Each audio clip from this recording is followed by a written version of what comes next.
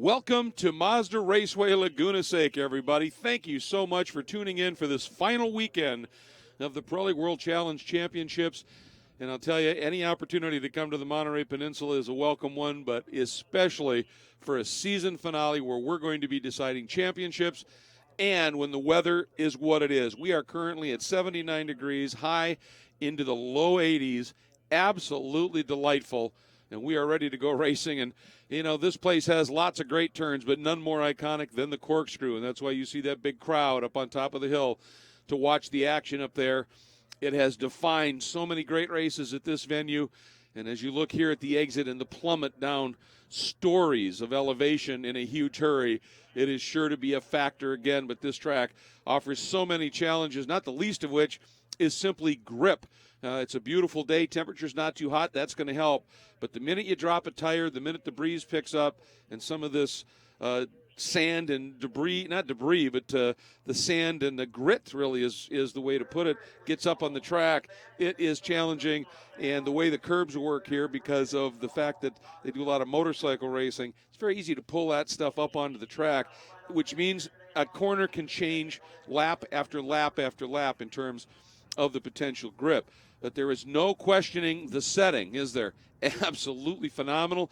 And what we are getting ready for is the first of the doubleheader season finale races for the Pirelli World Challenge Touring Car A, and Touring Car B machines, all part here at Mazda Raceway Laguna Seca of the Pirelli World Challenge Grand Prix presented by Nissan. I'm Greg Creamer. Jeff Lepper will be along in just a minute as well as we take you through the call of this first race. As it's the first race of the doubleheader, it will be a rolling start, and that means the VP Racing Fuels acceleration zone is going to be very crucial.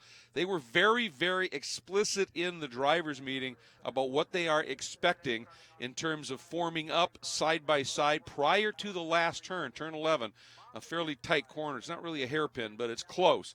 And getting completely formed up so that when you exit that turn, you are side by side and coming up for that green flag. The VP Racing Fuels acceleration zone really comes into play during restarts. And what they've said is, as you come down out of turn number 10, the pace car coming out of 9 is going to accelerate away. And they said, the leader at the time of the restart, let the pace car get away. But when it makes its move into pit lane entry, which is between turns 10 and 11, you can then, as long as it's smooth and progressive, no jerky on-off, and certainly no brake checking, you can start to pick the pace up. Field will come with you so that when you come out of turn 11, essentially, you can almost be at race pace. And so they were very, very specific on what's going to unfold here, what they anticipate. And there you see Old Glory flying, gives you an idea of the breeze here. It's a nice little breeze, and again, that will play a factor in terms of some of that grit and sand and the like possibly getting up on the track. Really substantial field here. 46 cars will be coming out. There's a great look right there and a nice wave. 46 cars taking to the track here for this 40-minute race. The 3 different classes all on track at the same time. And there you see the starting lineup. Interesting story here. Patrick Gallagher, who comes in third in the points, 85 points out of the second spot, got himself a pole, and that 85 deficit includes the 7 points for pole. Second in points, Nick Whitmer, who is 195 behind the points leader, Toby Grahovic, qualified second. He's in a great spot here, as Grahovic could only manage a fifth-place qualifying spot. Now, Grahovic clearly has a big, big lead, but after qualifying now, there are 227 points still left to be won. So mathematically, Whitmer still has a shot at this. However, Grahovic needs to have a catastrophic 2 races, not likely the way he's been able to run this year, not only putting together certainly a nice double win package, but 8 times in 10 starts he's been on the podium, and in those 10 starts he's never been worse than 4th.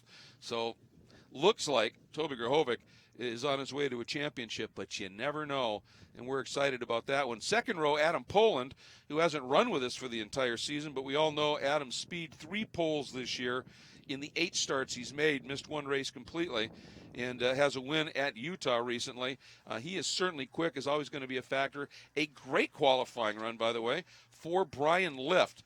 Just a great story there, seeing Brian up, qualified in that 4th spot. In his outlier Cyan Group Porsche Cayman, the Call 1 car.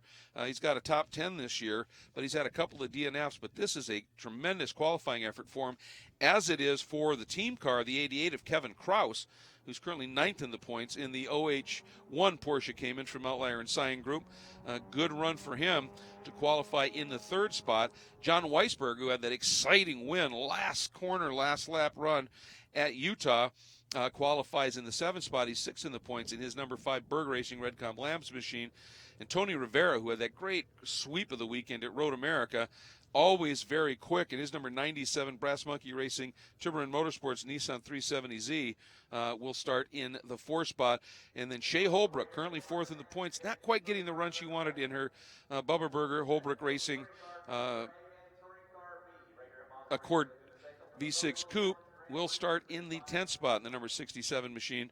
But she is very quick and should be fun to watch here as this race gets underway. Ari Balo, if you follow IMSA's Street Tuner class in their endurance series, Ari is a fairly familiar name, but he is making his debut here. With that, let's get down to the front of the grid and Jeff Lepper for that special command.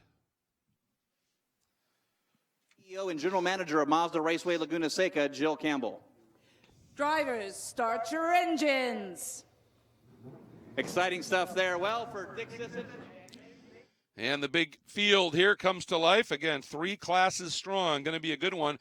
Interesting development with huge points implications in the Touring Car A category. Joey Bickers, who came in 2nd in the points, a big chunk back, but with an opportunity still, considering the points that can be run, and for teams that couldn't make it to the last-minute schedule put on at Lime Rock Park at that event. It was a very last-minute addition to the schedule, actually a switch from Mid-Ohio. Some of the teams couldn't make it, so they said, well, you can get double points then if you can't make that at the season finale. And Joey came in here with that opportunity, put the car in pole at the end of qualifying with a great run, but was found in post-race tech to be underweight and by a bunch. It wasn't just, like a pound or two. It was 6 pounds. And so he is now at the back of the Touring Car A class with a lot of work to do, but he had speed. He was really, really quick in that qualifying run. So he's got some work to do there, but he had a 1:44.3, and he was almost a half-second clear of everybody else in the field. So it was really, really a stout run for him. And Jason Fichter, by the way, smart move, really. Started 17th in Touring Car, didn't get the run he wanted in qualifying. They've gone to the back of the class, which puts him just back into 21st. So it's basically 5 spots, essentially, but with a fresh set of tires for him. So with that change, Paul Whiting ends up getting his first ever pole, and a great story for him in the number 51 LDL Speed Shop Honda Civic SI. Congratulations to Paul. 6 starts on this season. And another guy, his 2nd front row start, the number 36 of Daniel Williams. Nice run for him as well. Will start in that 2nd spot. 3rd is your runaway points leader right now, Elevin Goulart. 5 wins, 8 times he's been in the top 2 as you look there at Joey, who's got some work to do. So Elevin has himself a nice comfortable margin, especially with Joey back in the field quite a bit. So that's going to be a big story. Matt Fosnacht, who's 4th in the points, will start 4th. Eric Powell, 3rd in the points, starts 5th in their MX-5 Cup machines. And Forrest Landy, great to have him back here. He's only had 4 starts this year, but a couple of top 5s for the MX-5 Cup Pro driver. Done a lot of racing there as well, so nice to have him along with us here. And then some of the regulars here, Jay Selinsky, Samantha Tan, and then, of course, Bickers. And in Touring Car B, Henry Morris gets his 2nd pole of the season in his number 14 Mazda 2.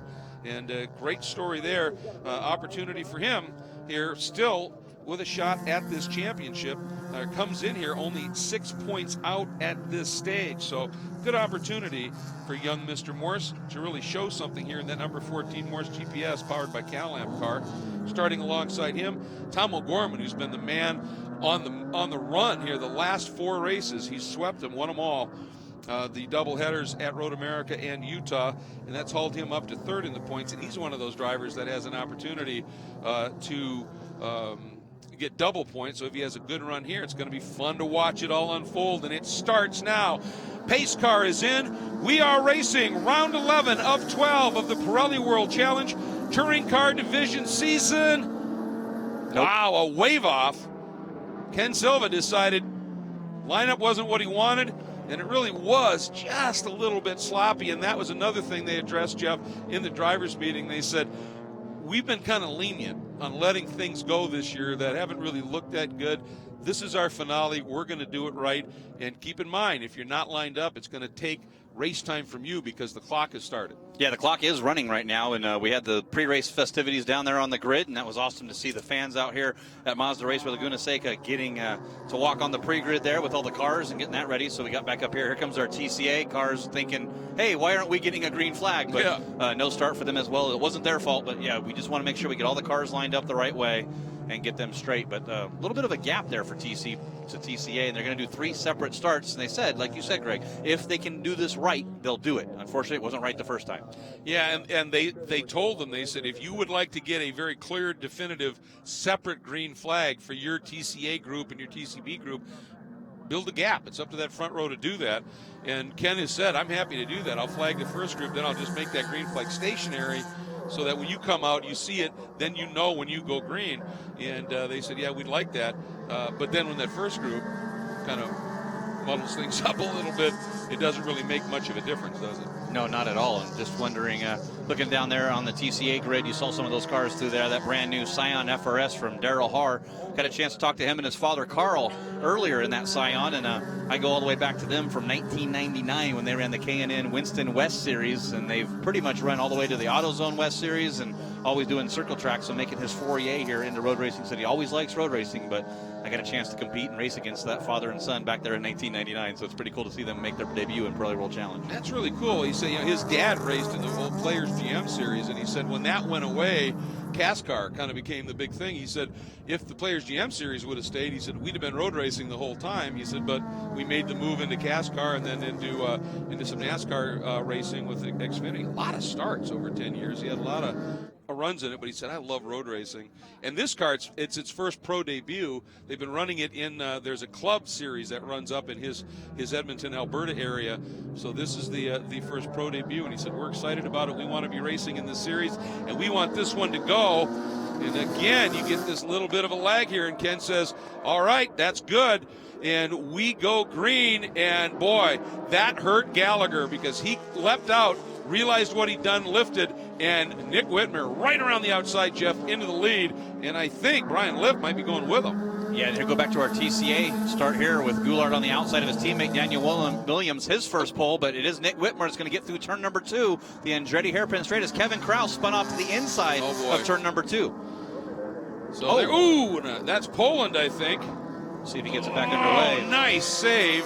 That was the definitive tank slapper right there. And there is the 26 coming right up into the mix. That's your point leader, Toby Grahovic. And for Toby, the mission today is don't let anybody touch my car and bring it home. Nice move there by Poland. And these guys know that they could probably be a little aggressive with Toby, and they'll just let him go.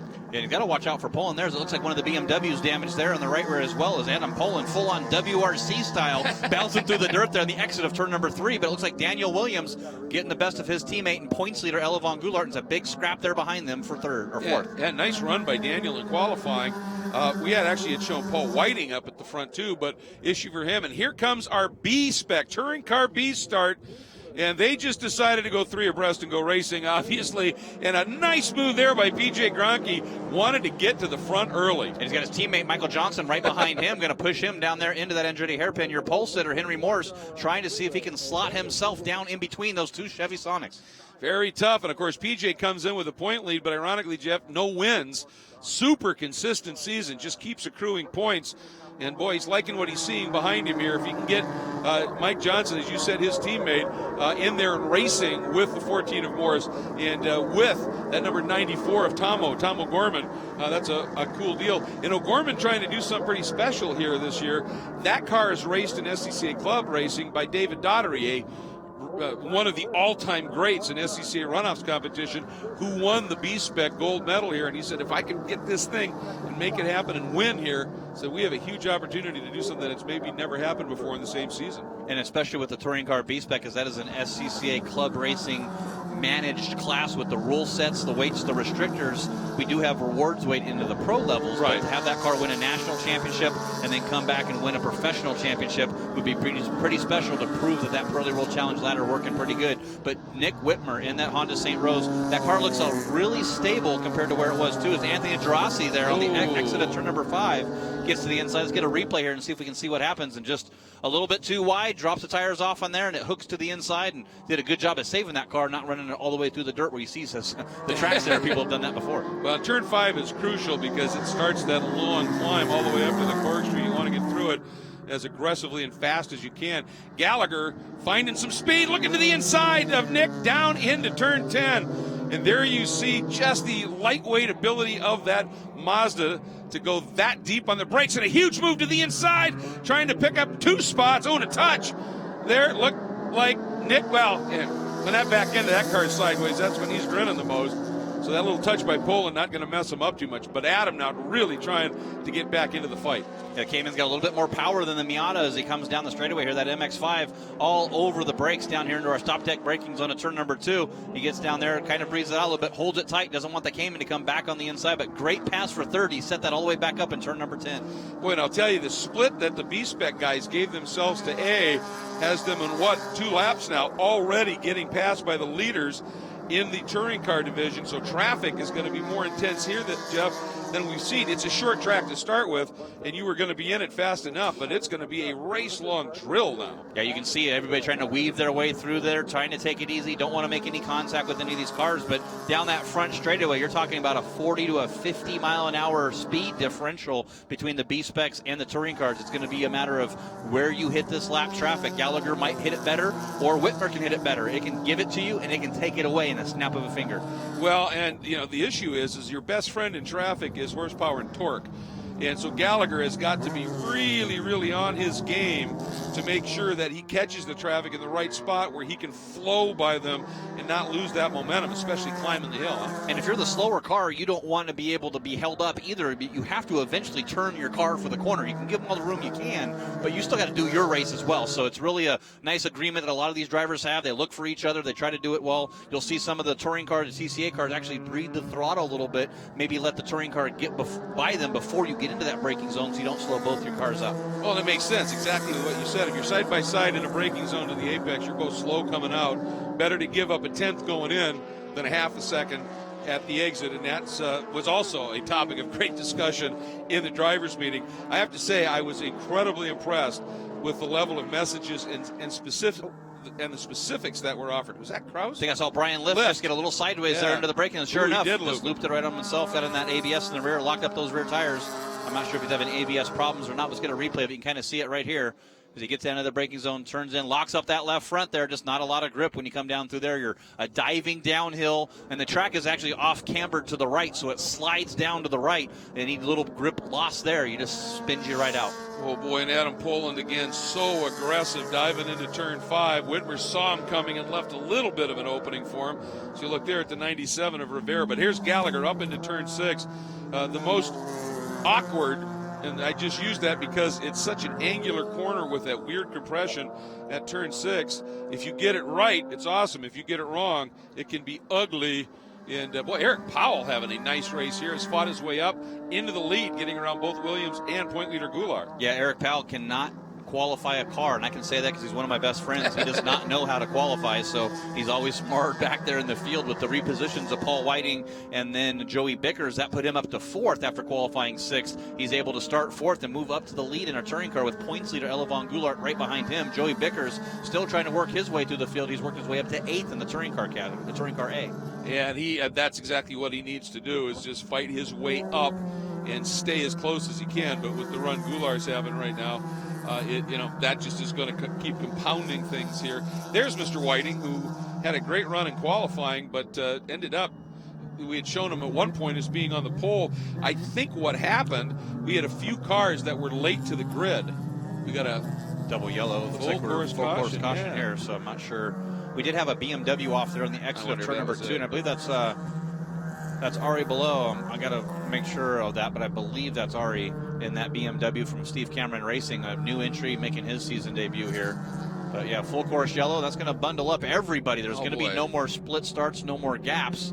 And we'll see what happens here. It looks like we do have the safety crews down there with, it is. That's Ari. Yep. Looks like brake front damage to that BMW.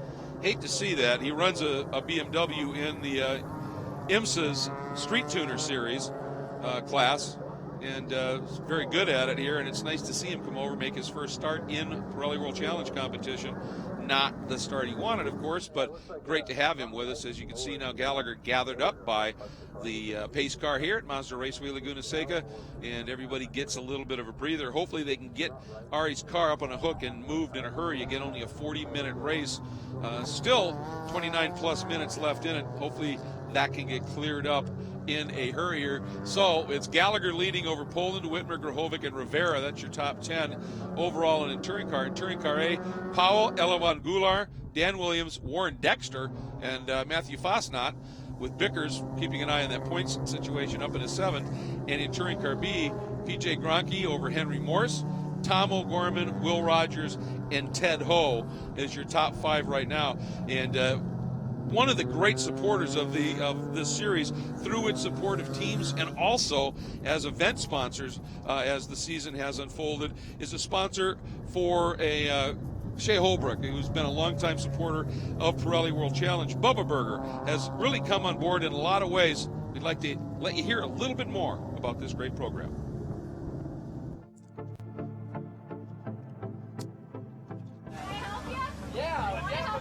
Hey, what's going on? Come on, hop on in. Who's excited for some Bubba Burger? My name's Shea Holbrook. I drive in the touring car division of the Pirelli World Challenge, and we pick Honda based on reliability and proven track performances. The Shea Racing team is proudly sponsored by Bubba Burger. They're a hometown hero of mine. I grew up in Jacksonville, Florida, and they're a Jacksonville, Florida-based company. We created a friendship, and the friendship turned into a love of motorsports. Bubba Burger is not shy at all in motorsports. They have a pretty wide-known representation all over, more so in the Pirelli World Challenge paddock, and that's where I'm happy to have them. I was going to try to see if we can sneak in here and talk to Andy. And Andy, I know you're sitting here on the burger doing burgers. We got to get you busy here, but how many you've done so far today? Oh, probably about 75 so far. About a little over 100 this morning. I think I'm going to be going to the store again soon. So tell us about Bubba Burger now. How many stores you guys in nationwide now, and your growth that you've seen over the history of Bubba Burger now? We're pretty much in every grocery store, and if we're not there, why? But we're nationwide. We're worldwide in the military commissary. And once people understand what Bubba Burger is really all about, they love it. They love the brand. They love the products. They love that we're all authentic. You know, we love what we do. And Shea Racing with Bubba Burger, showing what Bubba Burger is all about. And I got to ask you, after spending some time there, what was your growth potential? Well, I was like 150 pounds before that segment, and I'm 250 now. So that tells you how many Bubba Burgers I got to eat there. But, yeah, great partner, great supporter there, Shea Holbrook, and she comes through, and glad to have those Bubba Burgers in the paddock each and every race weekend. Yeah, absolutely. They are a great supporter of her. And, of course, it's the team sponsors are every bit the partner of a series sponsor as well, because without the team's getting support, we don't have a series. So it's absolutely great. And as I said, they've stepped up on some other levels as well. And getting back to what we were talking about with Paul Whiting, there were a couple of cars that were late to the pre-grid, and the rule is very firm on that. If you miss the pre-grid, you then have to start at the back of your race group. And I think that's what happened, which has to be crushing for him, because he had an opportunity with that pole to really put in a great run. Not that he's going to give up on it by any means, but he's only been able to work his way up now to 9th in class, and he could have been running right at the front here. Yeah, and a local driver as well, and one of family friends of ours, and it was great to see him up there, and unfortunately hasn't done all the races this year, not used to the formats, and looks like just a little quick mistake from the crew ultimately probably cost him a race victory here, but he's worked his way back up from starting in the 13th position. He's up to 9th now, so he's picked up a few positions. And again, just kind of keeping an eye on what's going on in terms of the points. Gronke leads it over Henry Morris right now. They're 1-2, only a 6-point separation. But, Jeff, there are some machinations that can unfold with double points if you couldn't get to that sort of last-minute reschedule to get cars to Lime Rock, and a few teams just couldn't make it happen. And so there are some things we'll be looking for. Obviously, it'll be a lot clearer once we get ready for that 12th and final round tomorrow. It sure will be, and I think the guy that's in the catbird seat, speaking of championships, has got to be P.J. Gronke sitting there. He's got a couple touring car BMWs between himself and Henry Morse, so he's looking good for that, and what a way to close out a championship if he could get a victory here and get his first victory of the year. Certainly would like to make that happen, no question. As we're having a look there, the team car, the number 24, Mike Johnson with James Wilson in that black Armor Helmets car. And it looks like we are going back to green flag racing. Got through that VP Racing Fuels acceleration zone. And Gallagher, he did exactly what he was told. So when that pace car made its move into the pit lane, go. And our race director had said to the cars behind, protect yourself. When that guy goes, go.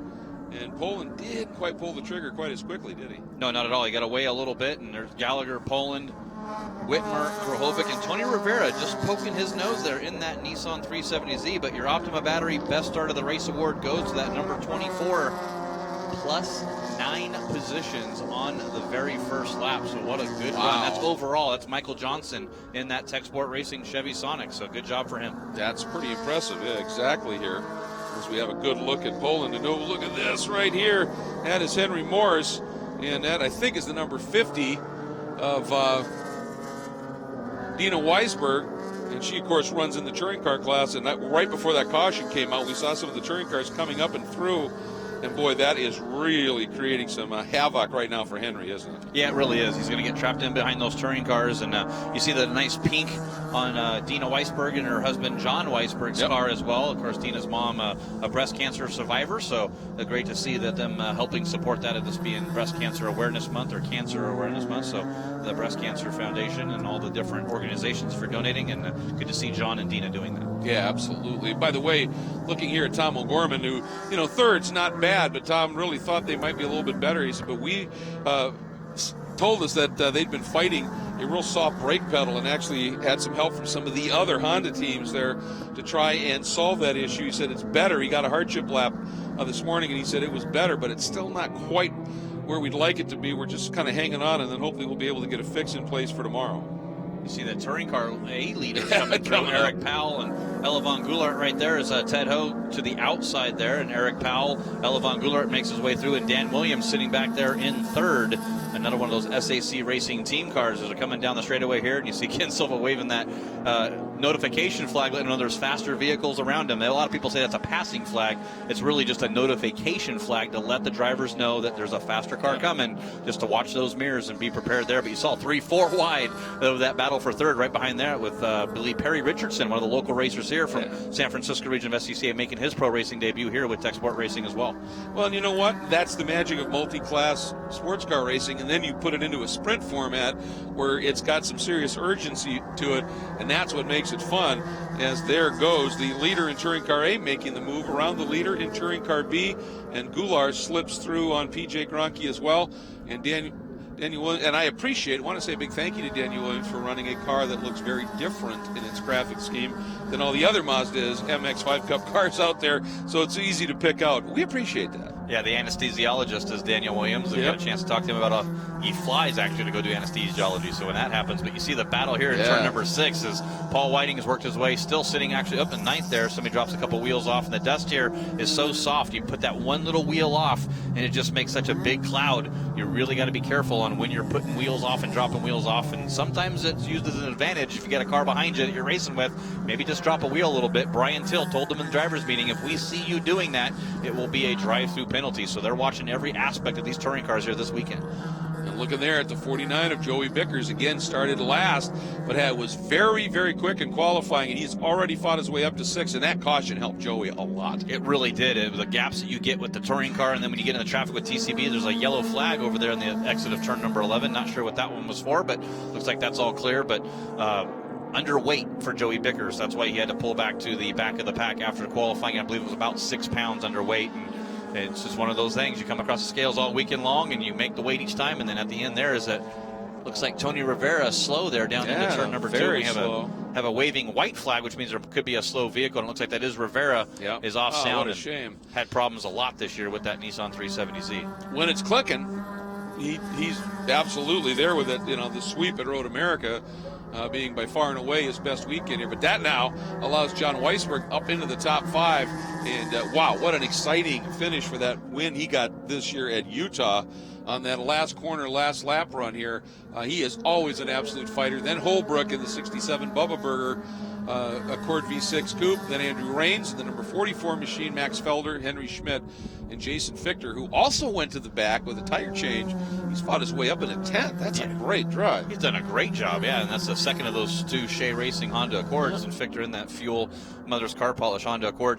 Had some problems with the engine there at Salt Lake City. You get to that higher altitude, less air, the temperatures seem to rise in these engines. They don't get the air to help cool them, and unfortunately lost an engine at Utah Motorsports campus, the old Miller Motorsports Park. Yep. And he got the team worked at his shop in Jupiter, Florida to get that car back underway and get it going, and threw it on the Shea Racing truck to get it out here at Mazda Raceway Laguna Seca to finish the season strong. Got to give a shout out to his dad, Guy, mom Tracy, and his sister Jillian watching back home in Jupiter, Florida, and glad everybody was okay from that hurricane, and our thoughts and our prayers are with the families and loved ones that were affected by that tragedy. Just actually saw a picture earlier today, Jeff, from St. Augustine with a shark swimming through what was just a housing development with the water. I mean, scary stuff. So we're glad it's done, and we're certainly hopeful that everybody gets through it as unscathed as possible here. Yeah, some difficult stuff. I was just watching Elvin Goulart. I think he's sensing an opportunity with Bickers up into 5th, and having already cleared most of the touring car beat cars, Elvin's really getting racy with Eric Powell. He really is, and he's right there behind on his back bumper, and they said in the driver's meeting, no bump drafting and really no bumping whatsoever, especially in these touring car classes. A lot of corners around this course at Mazda Raceway Laguna Seca, different elevation changes, different camber changes. If you maybe just touch somebody the wrong way, and it could be on a straightaway, you might send them straight in the wall, but it looks like Elvin Goulart right now over Eric Powell has the car in touring car A. It's just a matter of time when he's going to get around Powell. Well, and yeah, what you're talking about, this track has so many changes of direction. A lot of your braking is done at a diagonal into a corner, and you mistime that. As you said, it can be pretty ugly. And Bickers, boy, did he just get a great run on Fosnot as they came out of turn 5. See what he might be able to do here as Powell hangs on over Goulart. Then there is Williams. And watch behind here. He didn't get through yet. Bickers did not get the run he needed.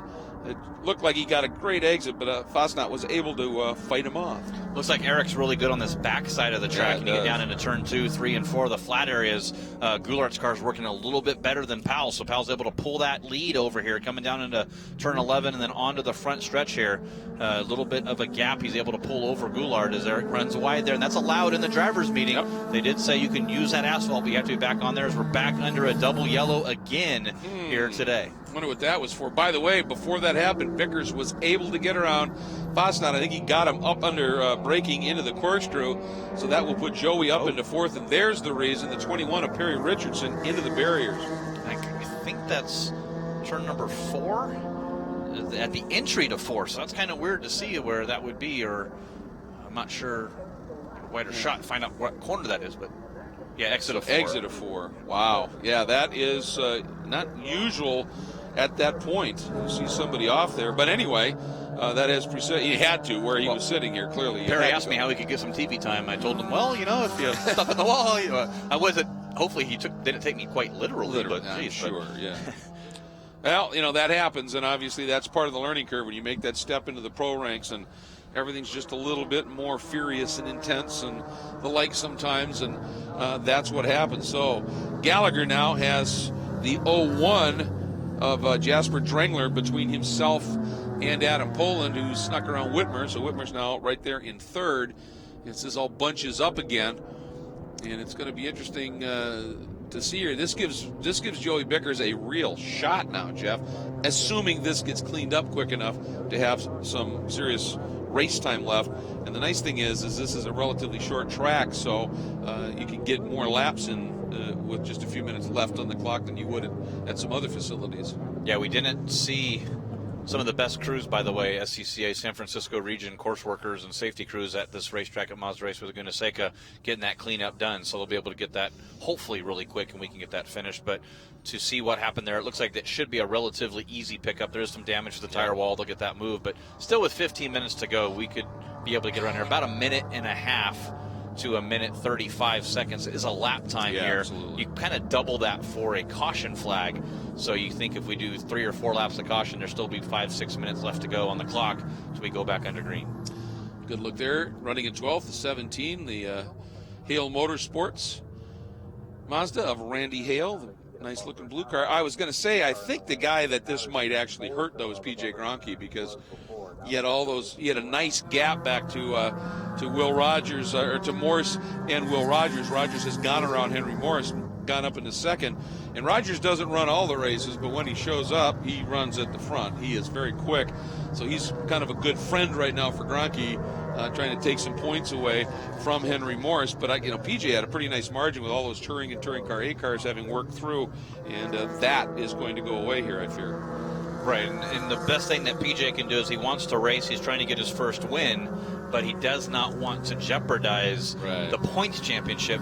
Will Rogers missed a few races this year. He's not in that championship, but looking at the points as they run now, Goulart with a commanding lead over Joey Bickers and Eric Powell. Yeah, Joey, really, the mission is he's got to get in front of Goulart. He just has to make the pass and make it happen here. And if we, this caution will get him close, but the problem is that Williams isn't going to go easily either. He's been very much on form, hasn't he? Yeah, and Elfon Goulart, I tell you what, if he does get around, Williams is not going to let him get around at all. They'll fight tooth and nail, and that could be the best thing that we could see for Eric Powell, is if Bickers starts to come up there and start battling for that position, that those guys get close and Eric can pull away. So that could be good, as Eric Powell still looking for his first Pirelli World Challenge race win in TCA as well. So looking to get some indication here as to how quick we might be able to get back to green. Fastest laps right now, Patrick Gallagher in Touring Car, Perry Richardson in Touring Car A, even though he had the off, and Ted Ho, who always is very, very quick, in the number 68 machine in Touring Car B. Ted, mathematically, still in with a possibility here with the double point scenarios and drops and the like, and he had the win at the opening round in Dakota, but he's had poles and fast laps in that breathless racing machine, so he has some opportunity.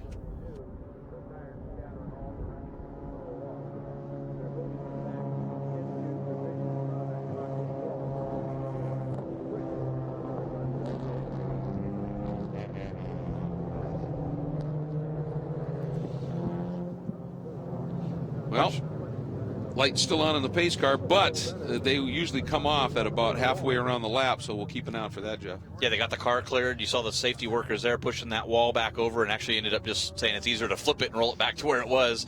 And great job of that safety crew here. We'll get his car pulled, and they'll pull it off over here at the end of turn number 5. You see the pace car coming down through 5 now. There's a gap in the wall where all the safety crews and the ambulance and all that stage up, and you see them pointing them by so they can get that car pulled away, and they do have it clear. So hopefully as they come down here through turn number 4, we can kind of see where the cleanup is, and not sure if they're going to pull him down through there. Looks like we're still going to be another lap there, still trying to get everything cleaned up and get those tires bound back. And, of course, we've got some specialty awards that we give out. One of them is the Cadillac Best Move of the Race. And right now, I don't know what you think, but that 33 move of Poland down into turn 11 was pretty spectacular. That was pretty good. He came down and you saw him set that up back there in turn number 9, then into turn number 10, and made that move over your third place runner right now, Nick Whitmer, to get that move for second place. So that's looking pretty good. And I got to think this yellow flag, depending on how it turns out, that might even go for a Kia turning point. I think so. I think this caution might well be that Kia turning point because it's now brought, for instance, Bickers right back into it, and we can now, if we get some green here, we can change things up. But we're just talking about the influence that it might have in that Touring Car B battle, and it's certainly the one thing with that Honda Accord V6 Coupe and the BMW of point leader Grahovic is they are very, very strong cars in terms of horsepower, which means they run a little heavier, and these two cautions are going to give those Pirelli P0s a little bit more life. So if we can get back to green here, you might see those guys get just a smidge more aggressive again. Oh, a lot more aggressive. I said there could still be a different Cadillac best move of the race in a different turning point, but you saw the Cadillac safety crew there running back over to get to that Cadillac Escalade. We appreciate Cadillac for doing that as well, and all their safety crew running those black armor helmets as well, so appreciate all that. And that's one that the same crew goes to each and every race, has a good history of all the drivers and medical history of all of our drivers. They talk to each of the drivers to know if there's any ailments or what would be bad with them, so it's one of those things. It's better to have it and not need it than it is to need it and not have it, so we appreciate all the fine folks at Cadillac and those safety crews. Absolutely. I mean, it's just so confidence-inspiring for the drivers.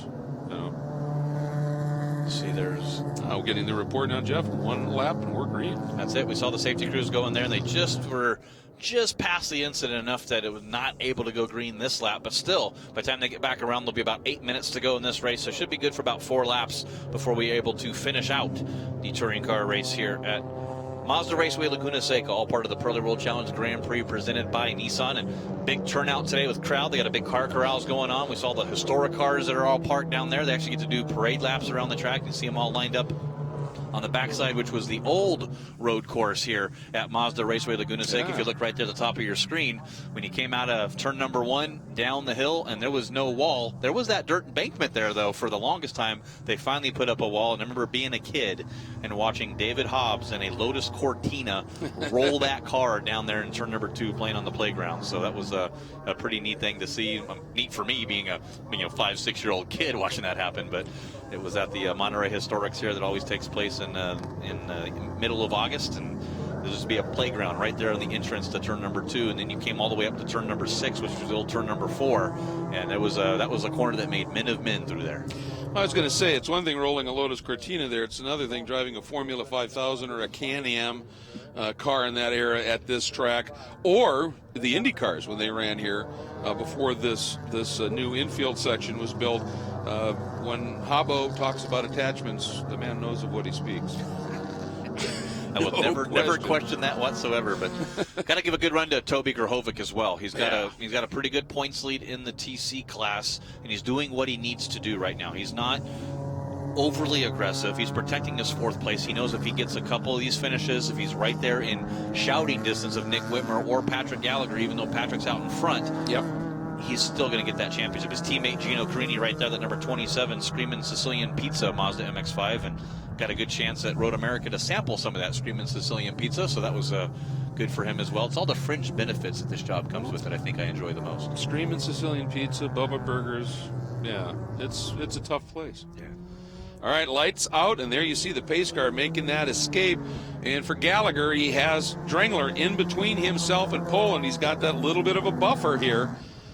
But behind them, boy, this is going to be fun to see what unfolds here. And you get the feeling that Jasper Drengler is going to get out of turn 11 and move. Yeah, I don't want any part of this. You guys go. And he's pitting. What a class act. Jasper, that's the Sportsmanship of the Race Award. Wish we had one officially, but you just won it. Well, we officially gave it to him. There we go. That's an awesome job for him. He's just going to let them go through. No, he's not in the battle for the TCB lead, and definitely doesn't want to be in the battle over this touring car lead. But even so, that little bit of a gap has allowed Gallagher to keep that margin. But now here comes Whitmer trying the outside, and that's going to be tough to do. And he get that little bit of lockup on that unloaded inside left rear, and Poland able to hang on to it. But Whitmer, if he can be there as they come out of 5, that thing's got a lot of grunt in the engine department. Could be interesting. I think Whitmer had no choice but to go to the outside there. That bigger V6 power had such a great run down the straightaway. That's just where that car was going to go because he didn't want to slow himself down too much. As it looks like Henry Morse got back around Real Rogers on the start here and starting to battle now with PJ Gronke. And there's Daniel Moen.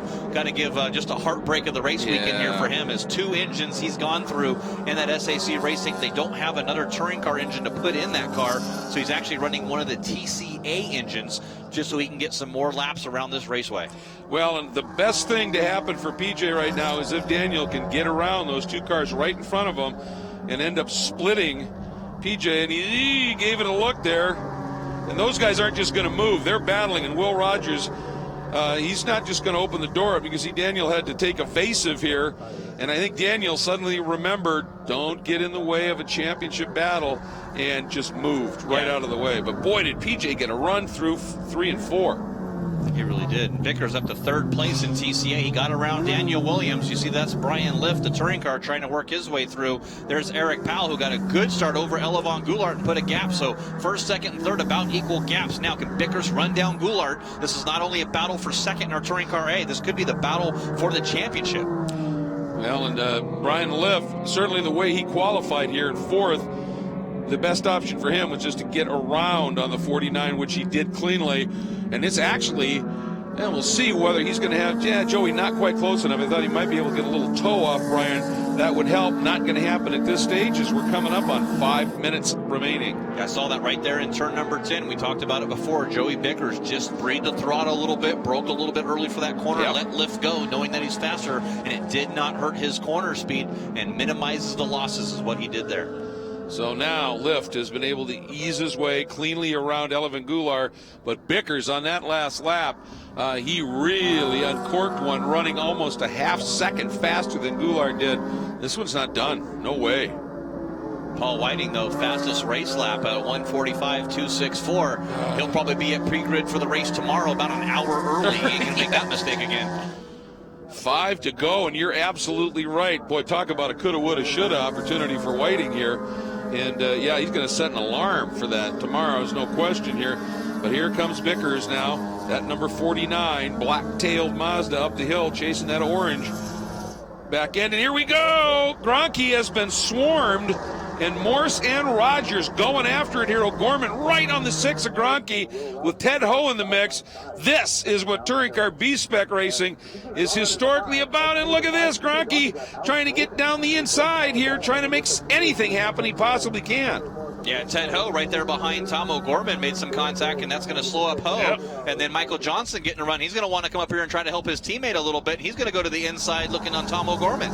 Well, and that got O'Gorman moved offline just a little bit. You can see that momentum cost. And Ted Ho trying to get clear of O'Gorman, never realized Johnson was there, and they touched the great saves, Jeff, but that was close. That was very close, and that's going to allow James Wilson to go right around into 5th place and get around both of those cars. This is what touring car B-Spec racing is all about, like you said, Greg. It is fun stuff, and that now has really given these top three their own little battle. Will Rogers, Henry Morris, P.J. Gronke, then the gap back to O'Gorman, and as you said, James Wilson in that Black Armor Helmets machine, and then the two guys that touch there, Ted Ho and Michael Johnson, have drifted backward just a little bit more here as we're coming up on 3 to go. Yeah, 3 minutes to go here. And you see there's side by side again, and that's the best thing that it could be for PJ Gronke. He wants to see Will Rogers battling with Henry Morse to try to see if he can get up there. But right now, PJ Gronke, as they run, would still have about a 13-point lead, even running in 3rd place right now. Yeah, what he didn't want, though, was to have Morse get around Rogers. He'd like Rogers, if he's not going to finish in front himself for PJ, he'd like Rogers to win and take that bigger split in the points away, wouldn't he? So he's right now, PJ Gronke is Will Rogers' biggest fan. Well, it's a 12-point gap from 1st to 2nd, and it's only an 8-point gap from 2nd to 3rd. So the best thing that could be is Will Rogers wants to get this race win, and that's PJ Gronke's biggest fan right now. Is PJ's like, come on, as he starts protecting over Tom O'Gorman. Yeah, O'Gorman is coming, and O'Gorman still has a shot at this championship too. So, oh boy, this has got some huge implications here. Out of 5 in the run up the hill.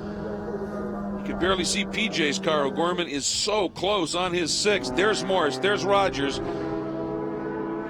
And here I think is, that's Dina Weisberg as she continues her run in the touring car category. Back to this battle here. Ooh, a little wiggle there by Will Rogers, just coming up through that little kink.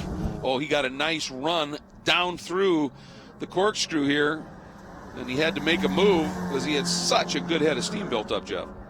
Yeah, you got to try to go side by side or get a run. You don't want, these are all momentum cars. You lift a little bit, you'll be back there fighting for 3rd with PJ Gronke, or you miss a shift or make one little mistake. So you don't want that to happen as PJ under heavy attack from Tom O'Gorman for the battle for 3rd. So it's a battle for the lead and a battle for that final podium spot in TCB. Here they go. Gorman got him into that turn, and oh, that got PJ. Didn't get the greatest exit there, and now he's got pressure as here comes Ted Ho up to the inside of Wilson, trying to take that spot away, and does so. So Gallagher continues to lead now. He stretched it to almost 3 seconds over Poland, so you're not missing anything there. With Grahovic third, Whitmer fourth, and Weisberg another couple seconds back. Eric Powell continues to lead over Elvin Goulart by 0.3 as we are on the final lap. And Joey Bickers has not been able to close the gap to Goulart at this stage. There is Poland running in second, and Toby Grahovic just flinging the back end of that classic BMW out and about, having a lot of fun here, and he's done that all season long. Spectacular when he needs it, smooth when he can be, and always earning massive points in that BMW M235 IR. And look at this, here we go. Inside of PJ Gronke. Oh boy, for PJ, every pass that he slips back on, as long as Henry Morris is in front where he stays right now with Will Rogers in second, this is going to be so tight at the end of the day here, going in to the final round tomorrow. Poland up and through, big lockup. That's got him running wide. He locked again. He's in the ground, in the dirt. Yeah, he was trying hard, and it all went wrong there. That's going to cost him by a bunch. Boy, and Gronke doing everything he can to defend it. Moves over and hits him. I mean, PJ was being aggressive on the defense here. Now Gallagher. Oh, this is interesting. If he gets around these two by the flag, and he's not, he's lifted. He's letting them run for one more lap. Gallagher will take the win, but our top two in Touring Car B have one more lap to run. That was a pretty classy move, because he could have just guaranteed it right there for Henry Morrison, taking Rogers right out of the equation. That's impressive stuff, and great track awareness by the Patrick Gallagher. As we're watching Touring Car A here, that is Powell. Then here comes Goulart. And it wasn't that long ago, just 2 laps back, a second and a half back of Goulart was Bickers, and that now has down to 3 or 4 car lengths. But here we go into turn 11. I don't think Joey is near close enough to do anything. It would have to be absolutely radical. Onto the front straight we go. Eric Powell coming through, taking the big win. Nicely done for Eric Powell. But Elvin Goulart finishing in front of his points chaser. And that is a huge, huge opportunity for him. For Eric Powell, he's had a couple of seconds and a couple of thirds this year. That is win number 1. How cool is that for Eric Powell? Great job with Goulart second, Bickers in third, and Goulart opens up that margin here. Oh, but look at this. Wow, what a power move. Yeah, Tom O'Gorman, I think he's racing, but he's already got the checker. So he's out of this. It's down to these two, and Rogers now mounting his attack. And if he could stay on the outside there of Morris, he couldn't do it. He could not do it. If he could have, he would have been inside here at 10. So now what can Rogers do here? And I think O'Gorman's doing the smart thing. He's just racing around another lap just in case, and why not? But Morris out of the last turn. Rogers trying to figure out an option, but not going to happen. These two very equally, by rule, prep Mazda 2s are going to finish 1-2. But for Henry Morris, in terms of the points, this, folks, is massive. As Henry comes through and picks that one up. What a tremendous story. His second win of the season. And talk about timely. Will Rogers gets his second place finish, so be his 6th podium. Why, when he shows up, like I said, the man is a front-running machine. He just can't make it to all the races here. But there's Morse. And O'Gorman officially with 3rd, Tedho 4th, and Gronke in 5th. And for PJ, that's somewhat crushing, because that's a big swing from 1st to 5th in terms of the points. Boy, you got to feel pretty gutted for PJ. So he led a large chunk of that race. It certainly wasn't for lack of effort and trying. He was brilliant.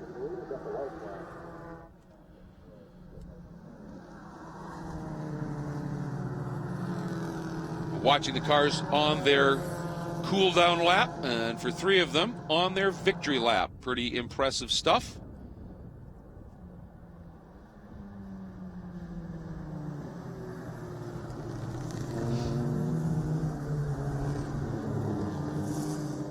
that corkscrew. What a corner it is. In many ways, it's not by any stretch the most important corner here, but it certainly is spectacular, and if you get it wrong, it can have huge effect for sure.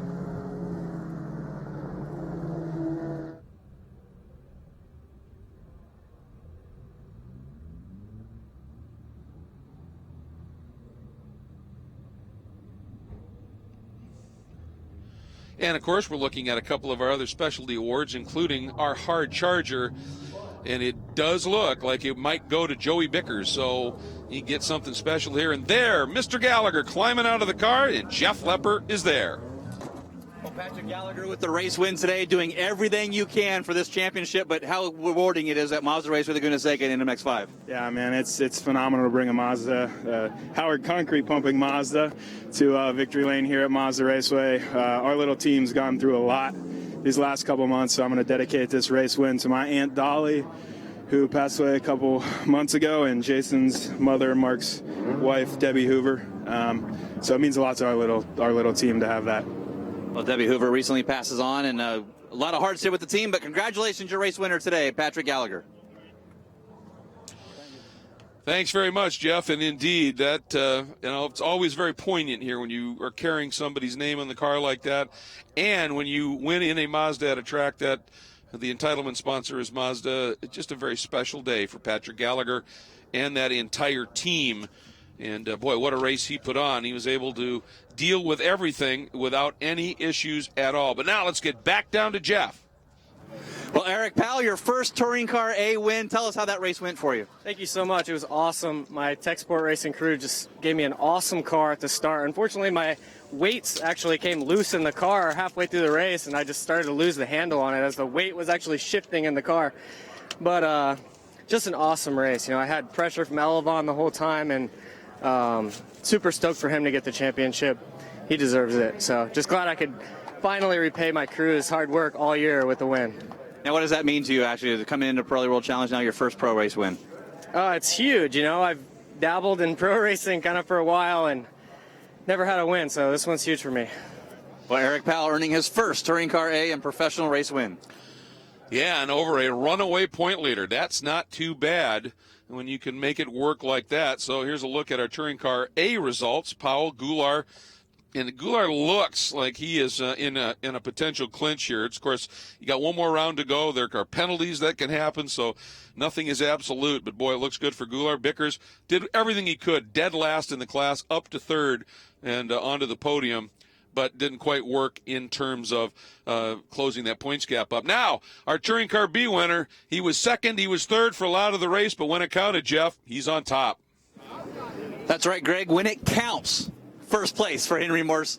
You got a chance to drive to the race this time because you're 16 now, right? About a week ago? Yeah, that's correct. I helped my dad drive up on the way from LA, so that was fun.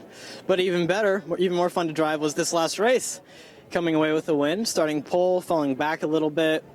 It was really an incredible race that had everything, 2 checkers, you know. So it was a totally awesome race. Can't thank the Cork Sport crew and Mazda Motorsports and Rolling Hills Prep, Freem USA, Bell Helmets for this incredible victory. We really had to work together for this one. Well, Henry Morris, your TCB winner today, and Mazda first in all 3 touring car classes, Greg. Yeah, wow, what a story that is. Hadn't really put that one together yet, but pretty amazing stuff. Let's take a look at the Touring Car B results. Henry with that win. Will Rogers, like I said, man, when he shows up, he's a podium contender every time. Tom O'Gorman coming up to third. And, of course, Ted Ho there in fourth. PJ Gronke, the point leader, slipping into the 5th spot. And that's a tough one, but one more race to go. This is by no means done. By far and away the closest points battle in all of the touring car classes. So it's going to be fun to see this one play out. And, of course, that happens tomorrow is when that happens. And now let's take a look at our touring car category results. And there it is. Patrick Gallagher, Poland, and Grahovic completing the podium. Whitmer there in the 4th spot. And John Weisberg right there completing the top 5. So that's how things clocked out in the touring car category provisionally. And just want to remind everybody, just to let you know, the season finale for the touring cars happens tomorrow morning. bright and early. Be ready and join us here at world-challenge.com online at 8:30 a.m. Keep in mind, we got a very busy day yet today. We're going into our lunch break, but tune back in again, if you would, at about 1:45, 1:50 thereabouts, because we will have the first of two races. It's the Mid-Ohio Makeup Race for the Pirelli World Challenge GTS class, and it's going off of the Mid-Ohio grid, and there are cars that qualified here in much different positions here, and they will be starting in much different positions in that Mid-Ohio grid. So it's kind of an inverted grid race. Should be a lot of fun. Make sure and tune back in.